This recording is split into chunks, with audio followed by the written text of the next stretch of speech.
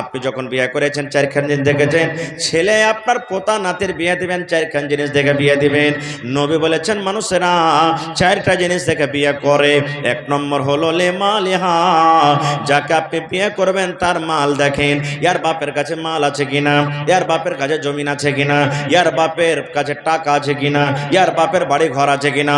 দুই নম্বর নবী বলেছেন ওয়ালে হাসাবে হা, মানুষেরা বংশ দেখে, খানদান দেখে, ঝাড় দেখে, এর খানদানটা কেমন রে, এই খানদানটা দেখে বিয়ে কর। দরকার হইতে গেলে সমাতে 5 খান লাঠি তোর দিয়ে বাড়িয়ে যাবে। এই মাল আছে তার বাপের কাছে, মাল আছে, জমি জায়গা আছে, এই মালদার দেখে বিয়ে কর। দরকার হইতে গেলে 5 লাখ 10 লাখ সাহায্য করতে পারবে, এই দেখে আমরা বিয়ে করি।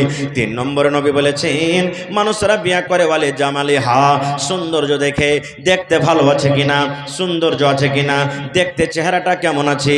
আল্লাহ নবী বলেছেন উম্মত 4 নম্বরে মানুষরা দেখে বলে দিন হা, যাকে তুমি বিয়ে করবে দেখো তার মধ্যে দিনদারি আছে কিনা, নামাজ পড়ে কে পড়ে না, রোজার মাসে রোজা রাখে কে রাখে না, কোরআন তেলাওয়াত করতে জানে কে জানে না।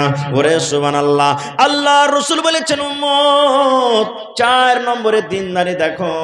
কিন্তু নবী বলেছেন উম্মত রে ফাজফার বিজাতিদ্দিন, 4 খানার মধ্যে যদি মেয়েটা গরিব হয় তাও চলবে, খানদান যদি বড় না হয় তাও চলবে, দেখতে যদি ভালো না হয় তাও চলবে, লাকটা বড় মোটা হয়ে আছে চলবে রে, দাঁত গালা সামনেকার বড় হয়ে আছে চলবে, দেখতে কালো আছে চলবে, কিন্তু 4 নম্বর গুণ যেটা আছে দিনদারি, নামাজ পড়তে জানি, রোজার মাসে রোজা করে, তেলাওয়াত করতে জানে।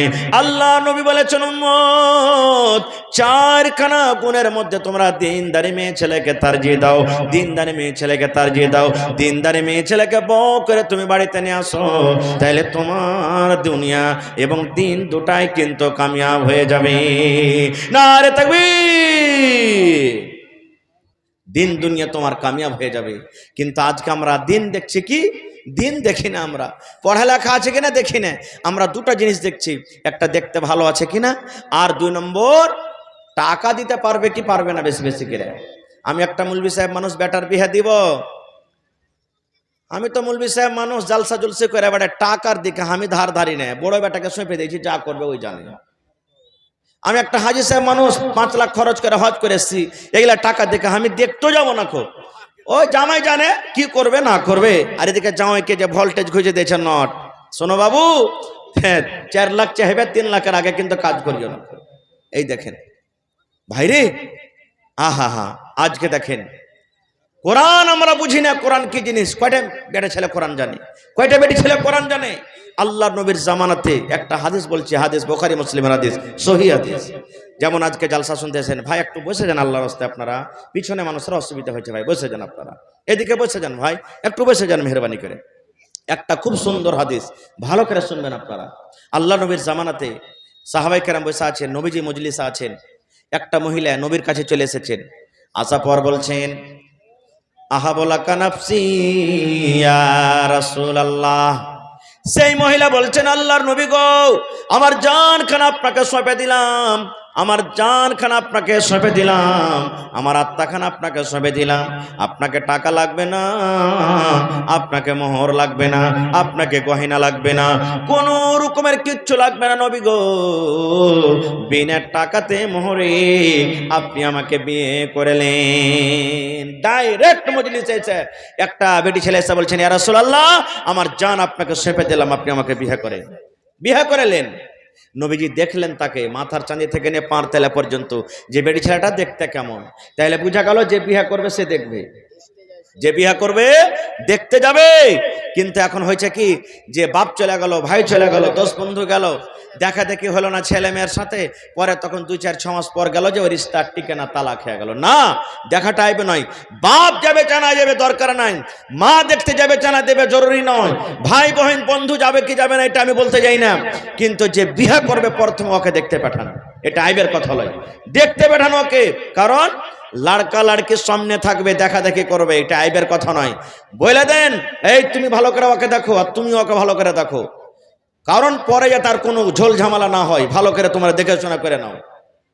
কিন্তু দেখাশোনা হয় না, পরে যখন বিয়ে শাদী হয়ে গেল তখন দেখছে ওরে আল্লাহ সানফিস খায়। সানফিস আছে আপনার এলাকাতে? আচ্ছা ভাই, সানফিস খেয়ে, বিড়ি খেয়ে, সিগারেট খেয়ে, দারু মদ পান করে মুখখানটা এমন দুর্গন্ধ করছে, কোমরে বলি নেই, কাল হ্যাঁ করছে ওর মুখ দেখে ভাত খাবো নাকি আমি? হ্যাঁ, ওর বাড়িতে কাজ কাম করতে যাবো নাকি আমি? এরকম কথা বলছে, থাকে না, রিশতা ভেঙে গেছে। এই জন্য রসুল বলেছেন যে তুমি বিহা করবে, প্রথমে দেখো যেটা তোমার স্থির হবে তাকে দেখো। আল্লাহ রসুল মাথার চাঁদি থেকে নিয়ে তেলা পর্যন্ত দেখলেন, দেখা পরেই দেখেন মাথা নিচে করে নিলেন। সেই বেটি ছেলেটা, মহিলা এটা বলছেন, আল্লাহ আমি নবীকে বললাম যে আমার জান আপনাকে সঁপে দিলাম, হুজুর আপনি আমাকে বিয়ে করেলেন।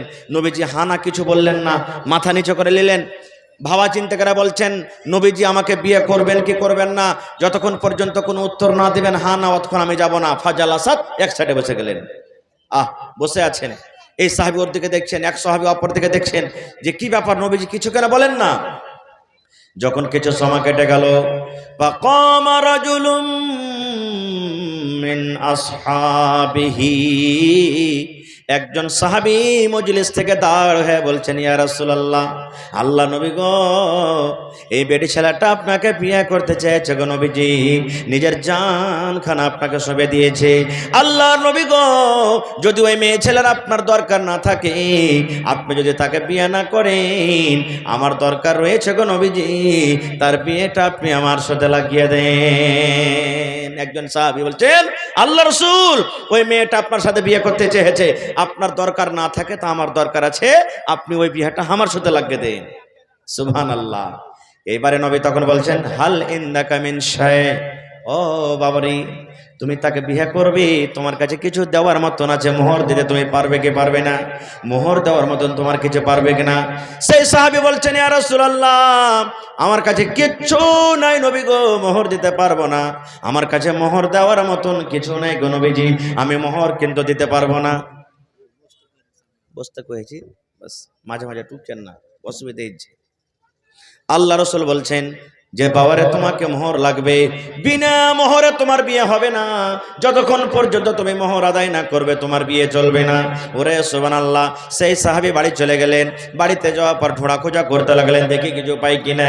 খুঁজতে খুঁজতে খুঁজতে বন্ধু রে, আমাদের মতন নয় যে টাকা না হলে চল রে 1 কেজি গহম গালা দিয়ে দিব, টাকা নাই চল মাকে গালা দিয়ে দেব, সরিষা দিয়ে দেব, মুখ তুমুক দিয়ে দেব। অনেকক্ষণ খোঁজাখুঁজি করলেন বন্ধু রে, কিন্তু বাড়িতে কিছুই আনতে পারলেন না।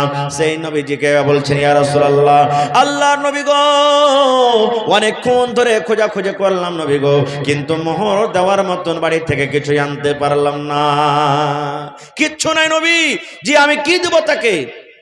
শেষের বেলা তো নবীজি বললেন, বাবারে শোনো, বাড়ি যাও, উনজুর ওয়ালাউ খাতামান মিন হাদিদ, সোনা আংটির দূরের কথা, চাঁদি দূরের কথা, একটা লোহার যদি আংটি পাও, ওইটাই তুমি নিয়ে এসো, ওইটাকে মোহর করব, আর মোহর করে তোমার বিয়ে লাগিয়ে দেবো, যাও তুমি বাড়িতে চলে যাও। দেখেন মোহর কি জিনিস। আপনাদের এলাকাতে টাকা লেওয়ালেই হয়েছে না, হয় না? হয়েছে জি ভাই, হয়েছে। আচ্ছা, আর একটা কথা বলেন তো, ধরেন যে আপনি বেটির বাপ, আমি বেটার বাপ, আমার বেটার বিয়ে আপনার বেটির সাথে দিয়ে দেবো। এবারে আপনি আমাকে 2 লাখ টাকা দিলেন, আর ওই 2 লাখ টাকার ভিতরে 10,000 টাকা মোহর কিন্তু আপনাকে দিয়ে দেন ওই টাকা থেকে, এরকম হয়েছে না, হয় না? হ্যাঁ, এইখানেই তো লেগে গেল ঝামেলা রে ভাই, এইটা চলবে না, হারাম, হারাম, শরীয়তে হারাম, টাকা নেওয়াটাই তো হারাম, তো ওর থেকে মোহর কি দিবেন? ডাবল হারাম হলো, হারামের ওপরে হারাম, চলবে না খৈটে। খার যা হোক, চলে গেলেন বাড়ি। বাড়িতে যাওয়ার পর আবার খোঁজাখুঁজি করতে লাগলেন, দেখি নবীজি বলেছেন একটা আংটি গেলা নিয়ে এসো, ওইটাই পাইলে তো দিয়ে দেবো, কাজ হয়ে যাবে। খোঁজাখুঁজি করতে লাগলেন, ছান্নবেন নোকেরা খোঁজাখুঁজি করলেন। সুবহানাল্লাহ। কত সাহাবী গরিব রে আল্লাহ, একটা লোহার আঙ্গুঠি পর্যন্ত বাড়িতে পেলেন না। মজলিস এসে বলছেন, ইয়া রাসূলুল্লাহ, আল্লাহর নবী গো, বাড়িতে আমি অনেকক্ষণ ধরে খোঁজাখুঁজি করলাম নবী গো, ওয়ালা খাতামান মিন হাদিদ, আমি একটা লোহার আঙ্গুঠি পর্যন্ত পেলাম না। নবীজি, একটা লোহার আঙ্গুঠি পর্যন্ত পেলাম না। তাহলে বোঝা গেল নবীজি বলছেন কি মোহর তোমাকে লাগবে। নবীজি এটা বললেন না, ও মেয়ের বাবা, যদি মোহর না দিতে পারছে তুমি 10,000 টাকা দিয়ে দাও, আর ওই 10,000 টাকার মধ্যে তোমার স্বামী তোমাকে 2,000 ঘুরিয়ে মোহর দিবে। নবীজি এইটা তাকে বললেন না, এই কাজটা করা চলবে না। নবীজি বললেন না, নবী বললেন তুমি মোহর দাও, মোহর দাও, তোমাকে মোহর দিতে হবে। এবার একটা আংটিও পর্যন্ত আনতে পারলেন না। আল্লাহ রসুল বললেন, বাবা রে, যতক্ষণ পর্যন্ত তুমি মোহর আদায় না করবে ততক্ষণ পর্যন্ত তোমার বিয়ে চলবে না। আচ্ছা বলেন তো, বিয়ে করতে যায় যদি গাড়ি ঘুরে চলে আসে না হয়, মনটা খারাপ হবে না? হবে না? জোরে বলেন, হবে না? হবে না? সে সাহাবী মোহর দিতে পারলেন না, বসে গেলেন চুপচাপ মজলিসে। দিয়ে তখন বলছেন, ইয়া রাসূলুল্লাহ ওয়ালাকিন হাজা ইজারি, নবীজি কিছু তো আনতে পারলো না, কিন্তু আমার পরনে একটা লুঙ্গি আছে, তহামুন আছে। নবীজি বললেন, মা তাসনাউ বিজারিক, কি হবে লুঙ্গিতে? বলছে 2 ভাগে ভাগ করবো, 1 ভাগ মোহর দিয়ে দেবো, 1 ভাগ পিন্ধে থাকবো। বলছে না, চলবে না, 2 ভাগ করে ভালো হয়, 1 ভাগ তোমার পিন্ধে হবে না, আর 1 ভাগ ওর ওড়না দোপাট্টা চাদরও হবে না, এই জন্য লুঙ্গি তো হবে না। যখন হবে না তো বসে গেলেন। বসা কিছুক্ষণ পর বাড়ির দিকে হাঁটতে লেগেছে। এবার দয়ার নবী বললেন, ও আমার সাহাবী শোনো রে বাবা, তুমি শোনো শোনো শোনো শোনো। নবী বললেন, বাবা রে, আমি জানতে পারলাম তুমি গরিব মানুষ, সাধারণ একটা লোহার আংটিও পর্যন্ত বাড়তে আনতে পারলে না, তাহলে আমি জানতে পারলাম তুমি গরিব মানুষ। এবার নবীজি বললেন, বাবা রে, মাযা মাকা মিনাল কোরআন, আল্লাহর কিতাব কোরআন থেকে তুমি কিছু জানো কিনা? মাযা মাকা মিনাল কোরআন, আল্লাহর কিতাব কোরআন থেকে তুমি কিছু জানো কিনা? কোরআন তোমার কিছু সূরা মুখস্থ আছে কিনা? কোরআনের কিছু তোমার সূরা মুখস্থ আছে কিনা? সে সাহাবী বলছেন, নাম ইয়া রাসূলুল্লাহ, হ্যাঁ আল্লাহ নবী গো জানি। ফাআদ্দাদাহা, নবীর সামনে সূরাগুলোর নাম বলে দিলেন। আল্লাহ নবী বললেন, ওরে আমার সাহাবী, সূরাগুলো তুমি ভালো করে পড়তে পারবে? বলছে, জি আল্লাহ নবী পারবো, ভালো করে পড়তে পারবো। নবী বললেন, সাহাবী রে, যে তুমি সূরাগুলো জানো, যে আয়াতগুলো তোমার মুখস্থ রয়েছে, এই আয়াতগুলোর মধ্যে 30 খানা আয়াত এই মেয়ে ছেলেকে তুমি শিখিয়ে দিবে। এই 30 খানা কোরআনের আয়াতকে মোহর করে আমি তোমার সাথে বিয়ে লাগিয়ে দিলাম। নারে তাকবীর! আই মুসলমান, এখন তো আল্লাহর রহমত নগদ হয়েছে, ওমন থেকে এমন থেকে নগদ হয়েছে, যাই হয়েছে হয়েছে। এখনো কত পুরুষ মজলিসে বসে আছেন, বেয়াদবি মাফ করবেন।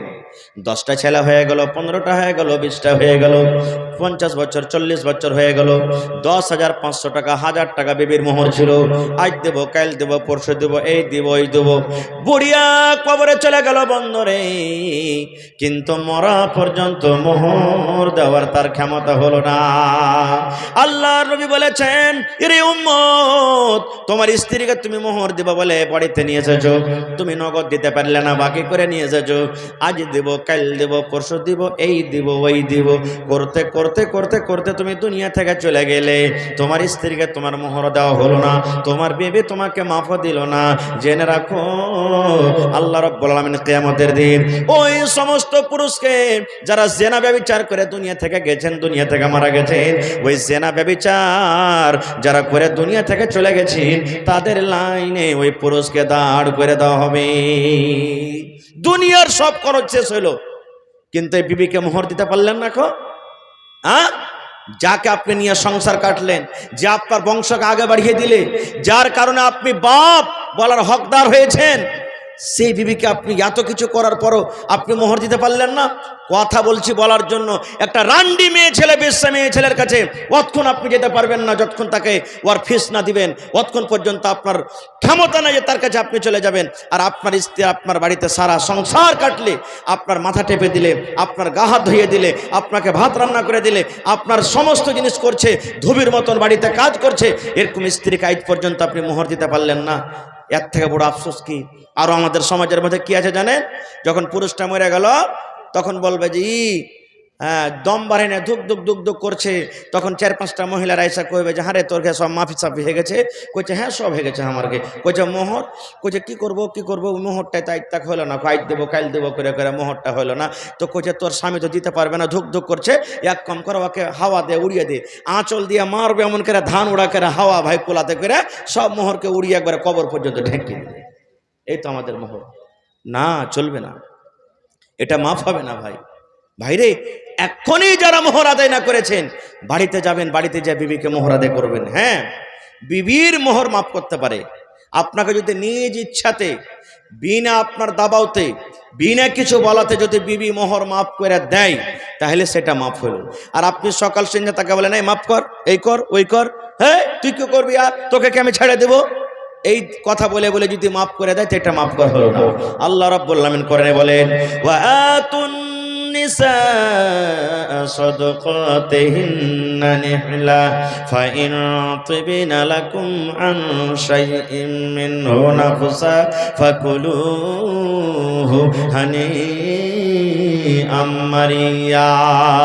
আল্লাহ বলেন দুনিয়ার মানুষরে, যখন তুমি স্ত্রীকে বউ করে বাড়িতে নিয়ে আসবে, বিয়ে করার আগে আগে তার মোহর, তার হক তাকে তুমি দিয়ে দাও।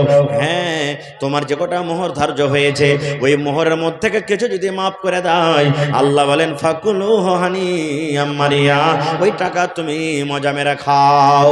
ধরেন 10,000 আপনাকে মোহর আদায় করতে হবে, 10,000 টাকার মধ্যে আপনার স্ত্রীটা যদি বলেন 2,000 মাফ করে দিলাম, 1,000 মাফ করে দিলাম, 5,000 মাফ করে দিলাম, আল্লাহ বলছেন নিজ ইচ্ছাতে যে কটা টাকা মাফ করেছে ও কটা মাফ হলো, বাকিটা তোমাকে আদায় করতে হবে। ভাই মুসলমান, তাহলে এই সমস্ত জিনিস আমরা জানবো, শুনবো কোথা থেকে? কোথা থেকে শিখবো? এই মাদ্রাসা থেকে। আজকে আমরা বিয়ে করে গেলাম, বিয়ে করা যাওয়ার পরে একবারে ডাইরেক্ট বাসর ঘরে আমরা চলে গেলাম। জি না, আল্লাহ রাসূল বলেছেন তোমার স্ত্রী তোমার জন্য ঘরের ভেতরে রেডি হয়ে আছে রে, পালঙ্গে বসা আছে, বিছানে বসা আছে। আল্লাহর নবী বলেছেন তোমার বিবিকে যখন তুমি ঘরে ঢুকবে সালাম দিয়ে ঢুকো, তোমার বিবি তোমার জন্য রেডি হয়ে আছে, তোমার বিবির কাছে তুমি পাঞ্জরে বসো। বসা পর নবী বলেছেন প্রথম যেদিন তোমাদের বাসর ঘর হবে রে, এই তোমার বিবির মাথার উপরে যে চুল আছে, কপালের উপরে চুল আছে, এই চুলগুলা 2টা 3টা ধরে নাও, আর ধরে নাও পর তোমাকে একটা দোয়া পড়তে হবে। আল্লাহুম্মা ইন্নী আসআলুকা খাইরাহা ওয়া খাইরা মা জাবালতা আলাইহি ওয়া আউযু বিকা মিন শাররিহা ওয়া শাররি মা জাবালতা আলাইহি। আল্লাহুম্মা ইন্নী আসআলুকা খাইরাহা ওয়া খাইরা মা জাবালতা আলাইহি ওয়া আউযু বিকা মিন শাররিহা ওয়া শাররি মা জাবালতা আলাইহি। কপালের উপরে যে চুল আছে এই চুল 2টা 3টা চুল ধরে দোয়া পড়তে হবে। কয়টা লোক দোয়া পড়েছি? নিজের এই বুকখানে হাত দিয়ে বলেন তো। কেউ তো 5টা ছেলের বাপ, কেউ 2টা ছেলের বাপ, কেউ কিছু হয়ে বসে আছে, কেউ দাদো পোতা হয়ে গেছি। কয়টা লোক পড়েছি? পড়েনি। আর একটু আগে চলেন। তারপরে নবী বলেছেন উম্মত তোমার বিবির সাথে তুমি মিলন করবে, একটা তোমাকে এখানে দোয়া পড়তে হবে। শরীয়তের কথা বলে আল্লাহ নবী বলেছেন বিসমিল্লাহি আল্লাহুম্মা জান্নিবনা শাইতান ওয়া জান্নিবিশ শাইতানা মা রাযাকতানা। বিসমিল্লাহি আল্লাহুম্মা জান্নিবনা শাইতান ওয়া জান্নিবিশ শাইতানা মা রাযাকতানা। নবী বলেছেন এই দোয়া পড়ার পর তোমার স্ত্রীর সাথে তুমি মিলন করবে। এবারে বলবেন মৌলানা দোয়া যদি না জানি, দোয়া না পড়লে কি হলো? আল্লাহ রাসূল বলেছেন ও আমার উম্মতরা তোমরা শুনে নাও, তোমরা যদি বিনা দোয়াতে বিবির কাছে চলে যাও, বিনা দোয়াতে যদি বিবির সাথে মিলন করো রে, যতবার তুমি বিনা দোয়াতে বিবির কাছে যাবে অতবার তোমার সাথে সাথে শয়তান তোমার বিবির কাছে চলে যাবে। নারে তাকবীর।